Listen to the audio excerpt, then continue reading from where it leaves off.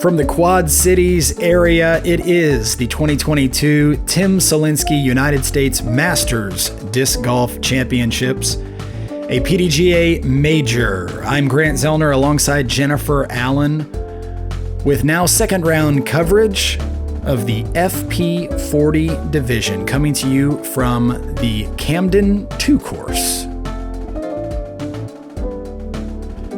Jennifer, the event got off to a pretty fantastic start through the woods.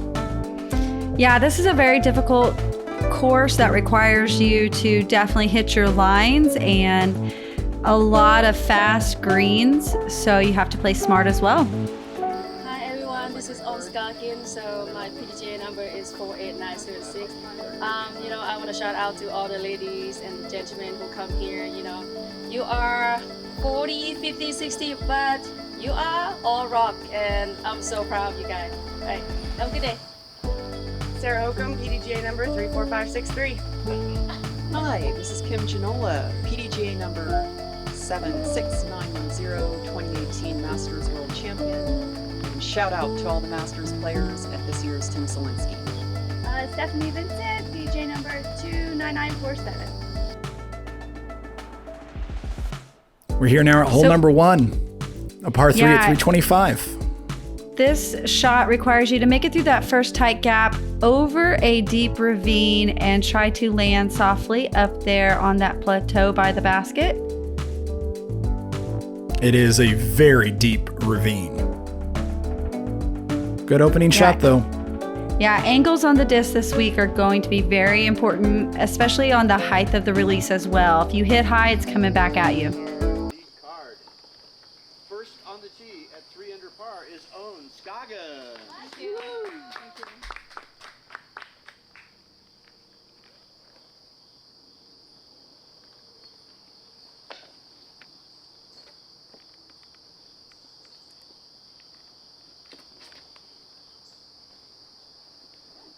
Owen hits the gap perfectly. Hopefully he's going to slide right up there to give her a circle 1 putt. Looks like maybe circle 2. Over par is Hokom.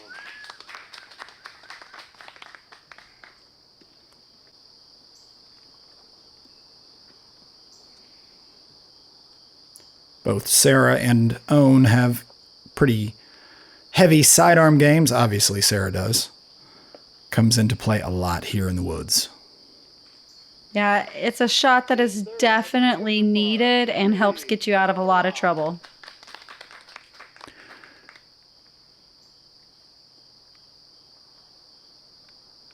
Kimberly also going to the sidearm here.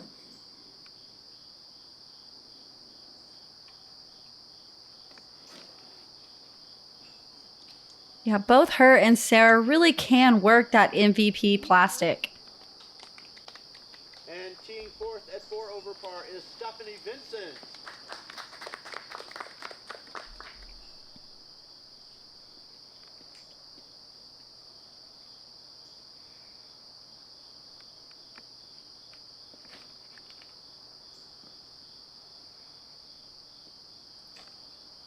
All right, everybody over the ravine. Yeah, great shot by Steph. Just a little low, which there's nothing wrong with being in the middle there.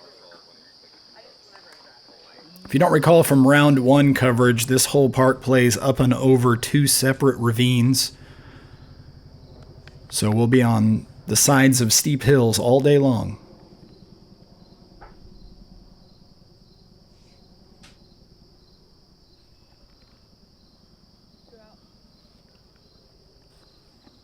Just laying up their shots for hopefully an easy tap-in par. Owens must have got a little more roll than what I thought. I thought hers was a little further up. Looks like all the women kind of landed in almost the same spot there on that left side.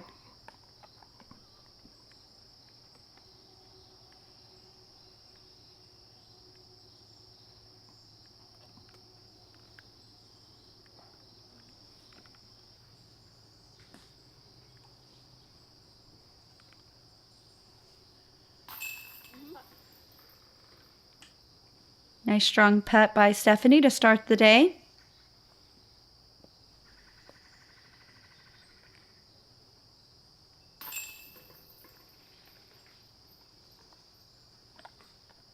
Not every green is this flat here on this property. That is for sure.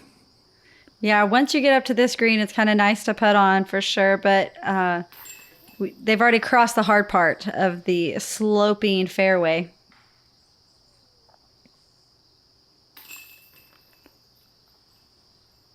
And great job by all the women here for tapping out their pars, and we're moving on to hole number 2.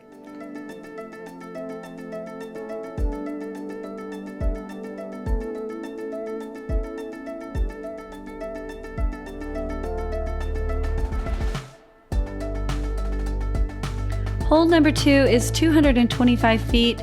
This is a par 3 that you can take a right side hyzer in between those 2 dark trees, or you can take the straight shot with preferably a slow moving disc over those tree stumps, because the basket sets on a very steep slope. Going over the top of this basket, it's a little difficult to get back up there. Yeah, that drop off deceptively steep. From this drone angle, you don't see it, but it goes down in a hurry.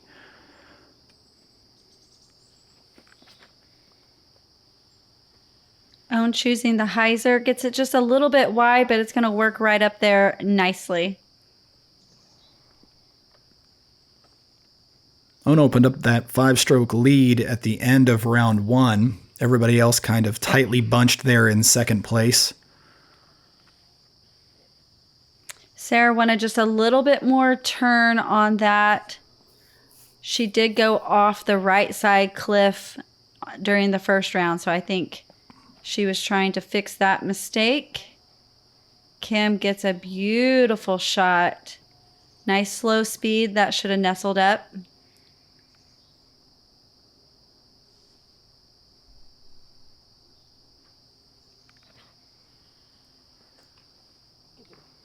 Stephanie with the smooth standstill shot. This is not very far. You have to watch the height and the angle. It's almost, you kind of treat it, there's a few of these holes you treat like up shots a little bit.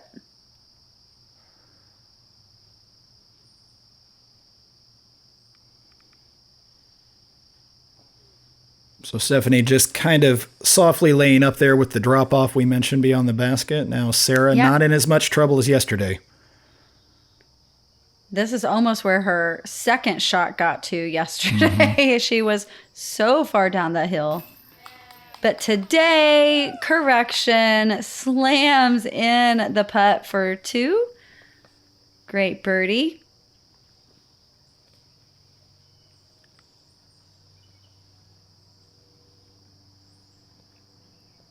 All of these baskets, I think, really make you commit to the putt. You want to get a nice strong start off. You don't want to start by laying up putts, but as you can tell there, Kim was just you want to putt them nice and soft because you don't want to, go too far at all. But the soft putts are sometimes what can really lead into some troubles and some bad rollaways.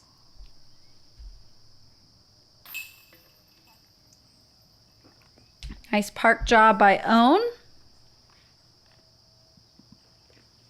That hyzer shot is like a perfect distance for her. Yeah.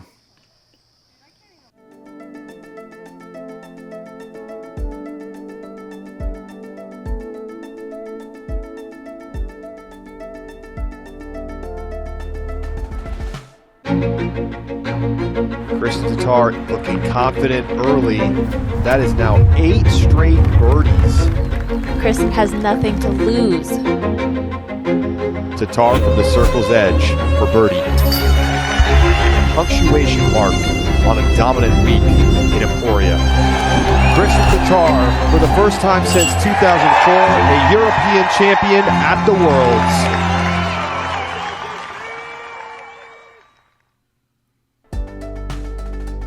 Here we're at hole number 3, a 363-foot par 3. Relatively flat, especially given the terrain elsewhere on the course, but certainly another narrow gap before things open up just a little bit. The basket tucked back to the left after most of the fairway sort of slowly sweeps to the right. Yeah, this one appears to be flat, I think, because all the grass and there's actually like a little bit of openness. But After the second half, you get down this fairway and you really start to feel the slope, and it'll pull your shots a little bit maybe more to the right than the left.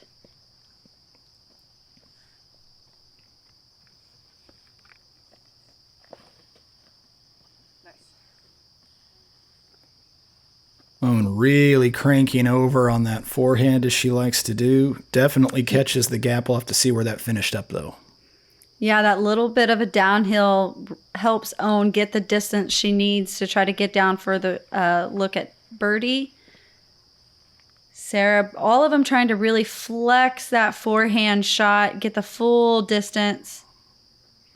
The forehand really allows the player to hit the line a little more accurately because they're never taking their eye off the target or gap.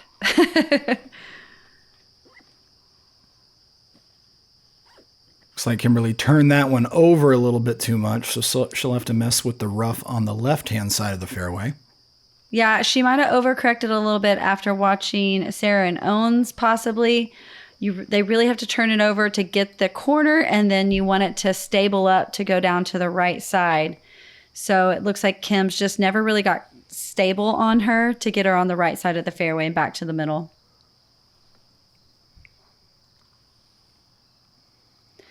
This entire course, there's a lot of par threes. I believe we only have 2 par fours.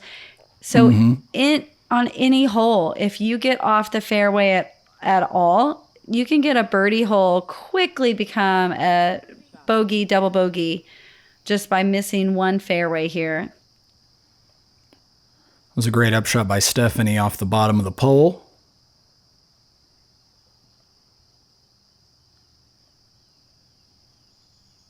Sarah's going to have to get a lot of action on this. And it does look like it curls up towards the basket a little bit for her. Just a little bit. Caught one of those last trees. Owen off the pole. Accuracy showcase here. Yeah. Yeah. Sometimes it's scary hitting the koozie. Kimberly now. Long bid to save par. Well done. Good solid putt there from right about circle's edge, maybe a step in.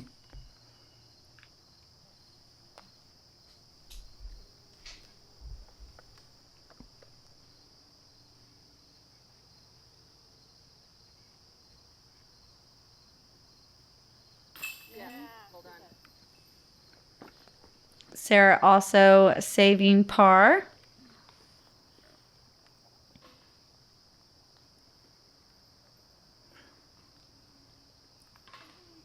And Owen and Stephanie tap their pars in as well.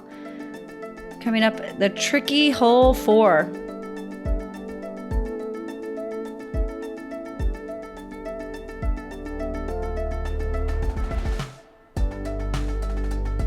This is the daunting hole 4. This is a par 3, 500 feet.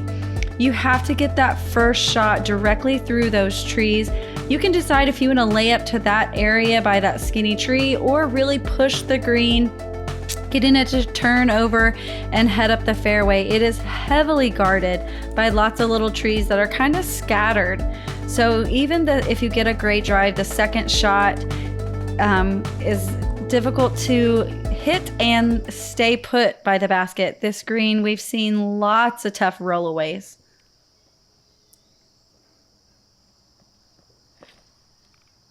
Owen really plays this left off the tee and usually gets it to come back. It just depends if it punches through those branches. It looks like it does today. She takes the wider gap than most of the players. Really plays it safe. She's not trying to get the distance.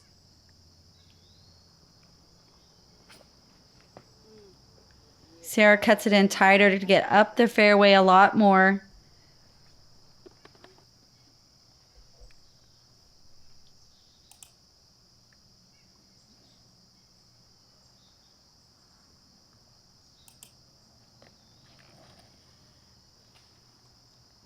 Kimberly keeps it nice and flat. She also punches through over there by Owen.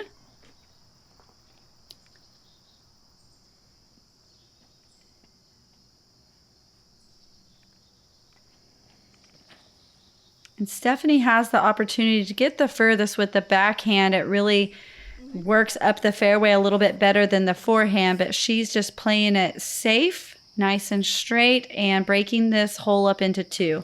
Not too often we break up holes that are par 3s, but yeah, no doubt about it. This one definitely plays as a par 4. You can see the basket there practically on the horizon through all of those trees. Yeah, and that creek really comes into play on the right side. You get a bad kick and you're down in that ravine, and it's deep. You know, you really are like over your head. And Kimberly, unfortunately, I think is going to show us just how far down it goes. It's not out of bounds. All of the creeks here, in fact, at Camden 2 are not out of bounds. There's just a couple of holes where an out of bounds does come into play. It's a property line. We'll make sure to point that out for you when we get there. Otherwise, when you go down into these ravines and creek areas, you are playing the disc where it lies. Yeah, and like I was mentioning earlier, if you hit these trees really high, you're going to get that fall back shot and really lose distance because there's so much elevation. She totally corrects. That was beautiful. Puts that next up shot right underneath the basket, using the ravine as an open area. Owen's working that champion Firebird. Usually if you see that disc pulled out, it's going by the basket. I'm not sure if that rolled. It really doesn't look like this is quick, but it sure does tend to push them to outside circle 1 very easily. Sarah playing it high and trying to land it right in there. You can see she uses tries to put her disc angle, the exact angle as the ground, and that will help prevent rollaways as well. So it looks like Kim made it all the way up onto the other side of the ravine, which is remarkable that she got that far over. Maybe that'll help her be able to get back across. Good solid effort there. If you're wondering, yes, this is a par 3. Yes, it probably shouldn't be. It played to a 1.4 strokes over par average for the FP40 field.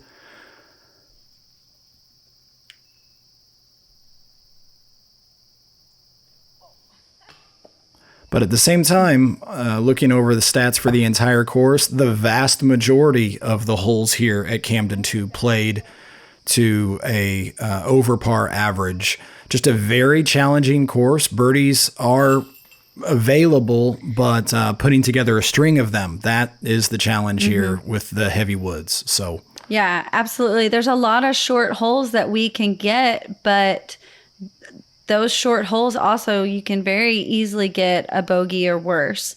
So I think that's why a lot of them will average. You may have 1 or 2 card mates, get the birdie, but you may have a few others get a bogey or double. Right.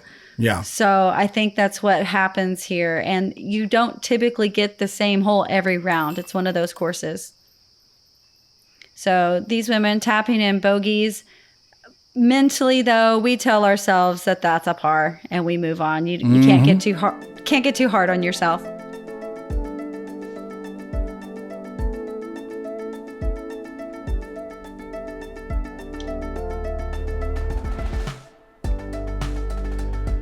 Here we are at the 5th, back at the top of the hill, playing across the top. This is a 550-foot par 4. Yeah, this is one of the 2 par 4s, and this is the one that the OB line right here comes along the entire right side of this fairway, and it is within about 5 feet of this basket.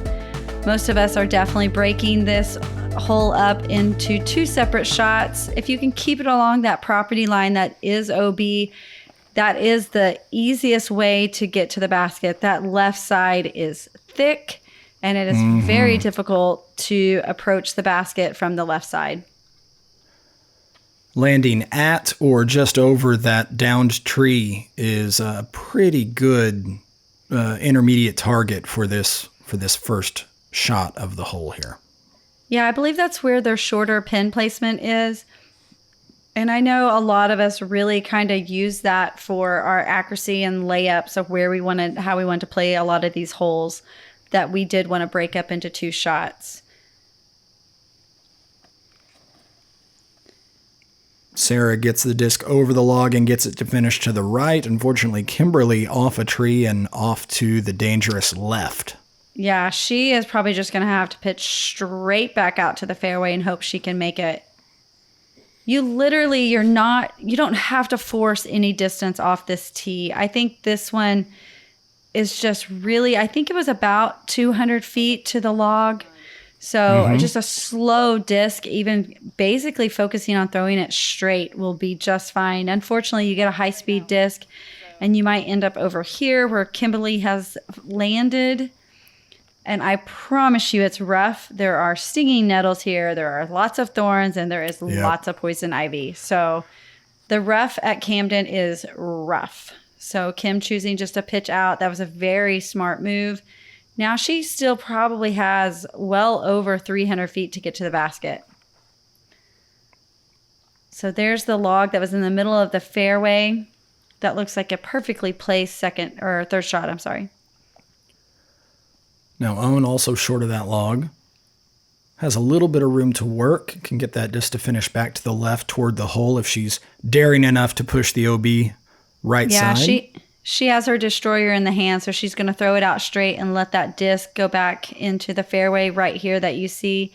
Sarah did push that OB line, which was perfect. That's where you have to be. That's about the only spot on this hole that you can really see the basket. That does not make this second shot any easier. It's a very straight, low shot. Oof, that hopefully kicked back safe, but I don't think it did. Yeah, that's what you have to worry about if you really try to push this either birdie or for the par. It just comes up so quick on the right. Stephanie counting on this disc to finish to the left, and it does. That's a beautiful shot. She'll be the lone player with a birdie opportunity here. I know what I'm trying to say.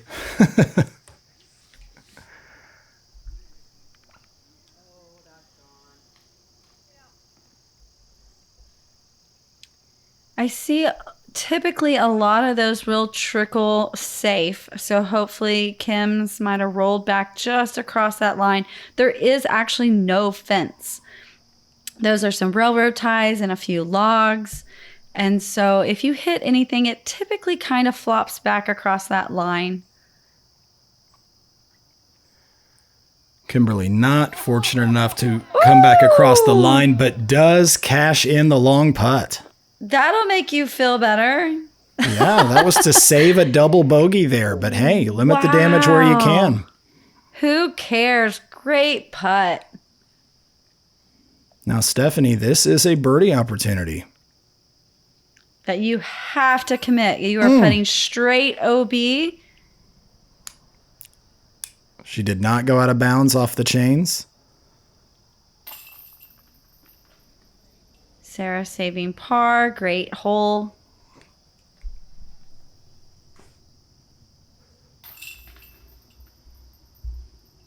Stephanie also saving that par. This is one of those holes you kind of tell yourself that you're not really going to lose any strokes getting par on this hole.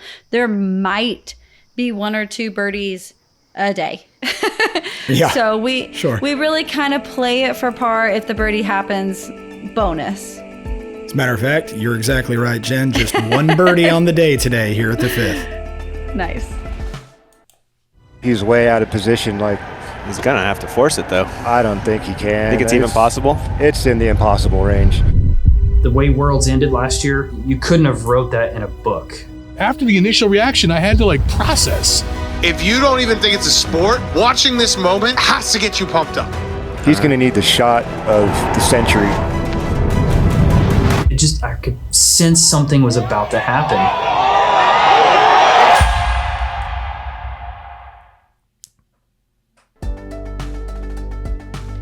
Hole number 6, this is 350 feet, par 3. You can take one of these really tight inside lines. A lot of us tend to go on the left side of this hole. It's a lot more open.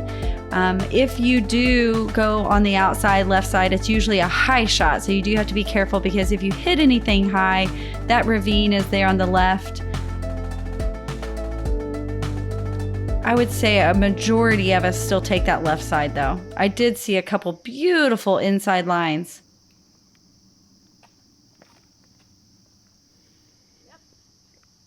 Own taking the left side a little bit lower, gets caught up, and that's why you tend to kind of go higher. You doesn't seem you hit as many branches. The holes are a little bit bigger up high. I don't know why. Right. But if you do catch any of those last trees going in and it kicks you left, you're going another 100 feet away from the basket. Sarah looks to land softly. Stephanie going, I believe, with that outside high route. Absolutely does get the height that she needs. Now just needs the left finish. It looked like it was going great. I'm not sure if it caught a last tree, but seems like just the perfect slow glide to the basket. The basket does sit back just a little bit further, so I think it's a little bit easier for the backhand S shot to make it versus you see these forehand shots kind of knife in. Well, the basket, as you can tell off a Kimberly shot, is just a little bit further down, so the backhand allows it to kind of S back and get a little bit closer than the forehand.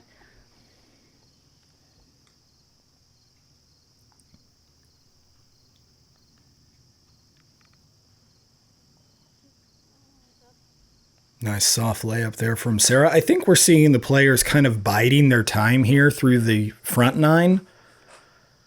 The back nine offers, I think, maybe a few more scoring opportunities. Yeah, absolutely. This front stretch is very difficult. At least these 3-4 holes in a row, you know, you don't see too many birdies. And then the rest of them, the distances are a little bit shorter for most. And you just have to hit that line and take the birdies when they get there.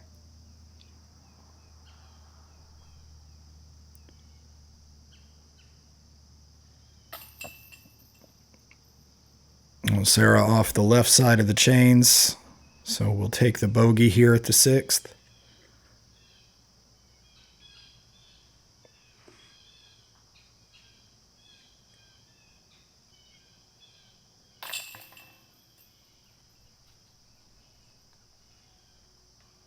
Yeah, and even this green, you can tell they're kind of walking uphill. Yeah. It looks pretty relevantly flat, but almost every one of these baskets can get away from you. So I think, you know, that just kind of lingers in your head. Like you want to run all these putts, but you also don't want to go running down the hill after it. Right. Yeah. It's only flat by comparison to some of the steeper sections that we're going to be seeing here in just a moment. That doesn't mean it's flat. Correct.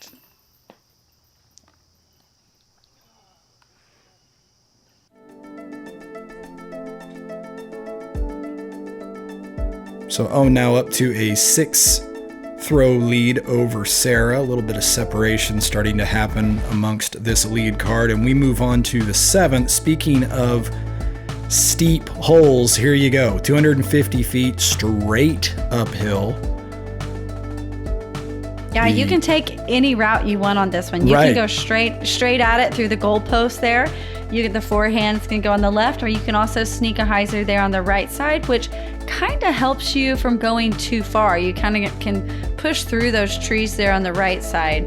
Going straight at it, you can go over the top and go long pretty quickly, and then it's an ugly putt back because it's straight down the hill. Yeah, now from this angle, you can appreciate the slope here. Yeah, and that hill, you can see really making Owen's Destroyer get stable quickly. So she's going to be putting on that left side. As long as you make it to the top left or right, though, that putt's not so scary. Yeah, getting the distance right here tends to leave you, at least near the circle, even if you feel like your shot's offline. Once you get up there, you discover it maybe wasn't quite as far offline as you thought. That was a nice little... Kimberly's was online. Swooping. Yeah, that was great. Yeah, that forehand line really plays great because it helps them control their distance as well. That backhand through the middle, slow shot, it can get away quick. and put you behind the basket. So I think on this hole, I'd rather be in front of it than behind it. I always find putting to be a little bit challenging on holes like this because your legs have gotten so tired getting up to your shot. Yeah. Ooh, Owen able to stretch those tiny legs out. Yeah. You can tell. Yeah, you don't see Owen stretch out that often, but she does and gets it. Great too. It's funny, I wasn't on that card and I didn't know she was about to stretch, but I've played with Owen enough to know she typically does not stretch out like that. So doesn't surprise me she was talking about that. Look how close these two drives ended up. Yeah, that forehand play. That is where it's at. Couple of great birdies by Sarah and Kim. And Stephanie taps out that par. 3 for 4.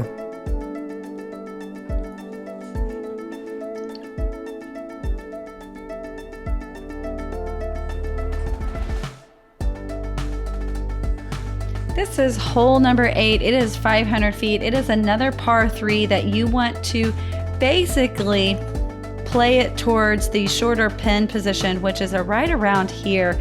Any shots that kind of land or can get past those trees sets you up great for the second shot to take you off to the left side. Again, another basket with a ton of guardian trees just kind of spread out randomly. So the approach on this hole can be a little bit difficult. Ravine is off to your right. I've seen a few get a bad kick down there, but for the most part, we stay up on top of this ridge. Owen gets a great hyzer. Yeah, good solid finish there.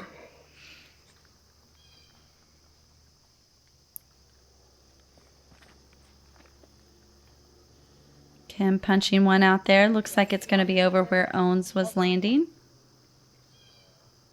And it kind of depends on your second shot if you'd like to throw hyzer in at it, a little bit of a turnover, on if you really want to pick a landing zone on the left or right side of this fairway.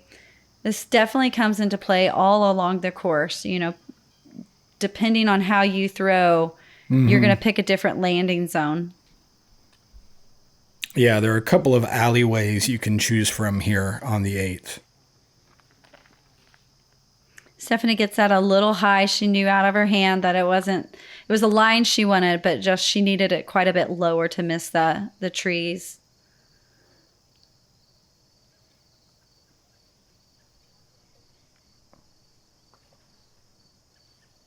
Sarah trying to shape this forehand through one of the alleyways I mentioned. Does a pretty good job of advancing the disc.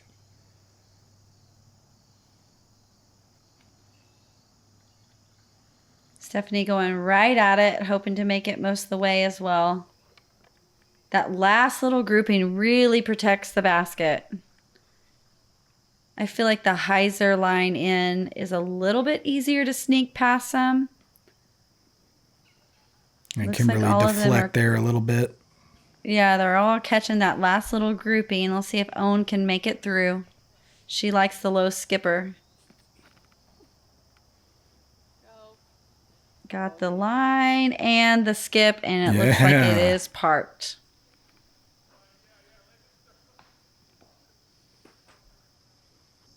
Stephanie, another tree midway through the flight, so she'll have a long next shot.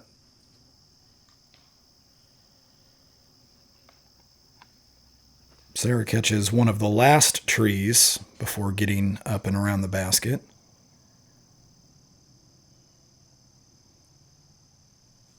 Yeah, there's just a couple of these holes that there's really no rhyme or reason where the trees are. You know, you really have to work to pick a line because there's just scattered little toothpicks everywhere. Yeah, from the right angle, there might be an alley, but if you're not fortunate enough to have that angle. Yeah, 1 foot off can really make a huge difference. Stephanie off the front of the cage there.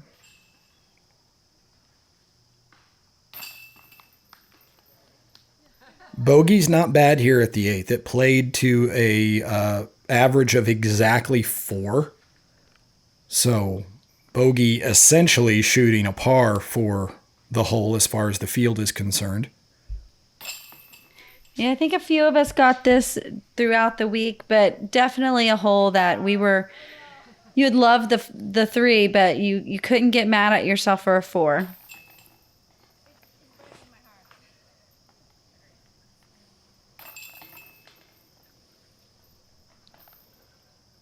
Stephanie unfortunately picking up a double, and we are almost halfway through the front 9.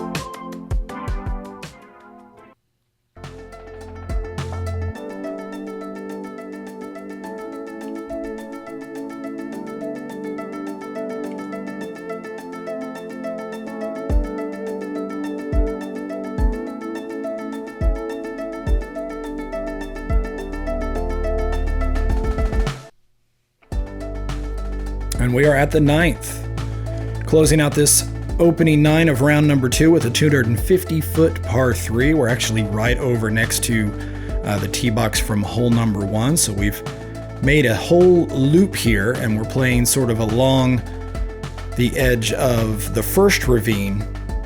Lots of ups and downs throughout this short fairway, and then a basket perched on the front edge of a steep downslope. Very steep. This is one that if you go for the putt from the wrong side of the basket, or even from down the hill, it can come right back down in your face and it can go 60 feet in a hurry. So wanting to play something typically slow speed disc, Own definitely flicks, usually the Firebird or Destroyer.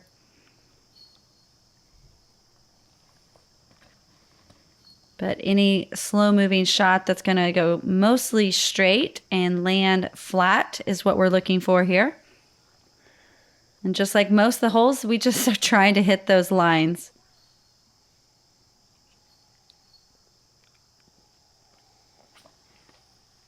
Yeah, on this hole, I feel like it's a perfect example of you go for the line first, and then when your disc lands, you get up there and sort of take what it gives you. It might give you a really good angle for the putt, or it might give you an angle that normally you'd go for, but not with the slope.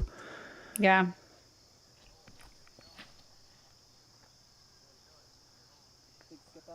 That has beautiful speed and the line from Stephanie. Hopefully it slid up there close enough that she confidently slams in that birdie putt. You get some idea here of the lay of the land. Kimberly's essentially got a side hill look at the basket. Yeah, so the drop off to her left. She's pin high, and you can even still see the slope of her feet. Mm-hmm.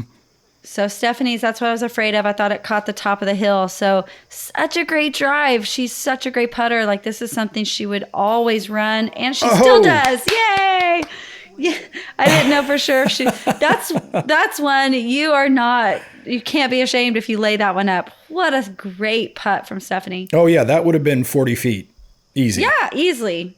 And 15 feet below the level of the basket. I mean, look where Sarah's disc landed, and she had a beautiful drive. She went around the left side of that basket perfectly, and it was coming back where it should, and probably just barely caught edge. And, she was 50 plus feet away. Owen's close, horrible footing. Oh my goodness gracious. That's twice. That's twice Owen has turned really lousy footing into a birdie putt. I'm going to have to text her. I didn't know that. Wow. What a putt. She's so dirty. No comment from me. I don't think I'm allowed to comment. She is such a great putter. And even on those sneaky ones, wow. Those What a were great couple way. of huge putts. Yes. What a the great finish. way to wrap up our opening 9 here of round number 2. Owen opening up a little bit more of a lead. Wow. Now 8 strokes over Sarah in second. You see how everybody else is beginning to sort of settle into their positioning. Yeah, anything can happen out here. Courtney McCoy jumping back up to the lead card at the moment. And there's a lot of golf left. This is a major, so 4 long days of golf.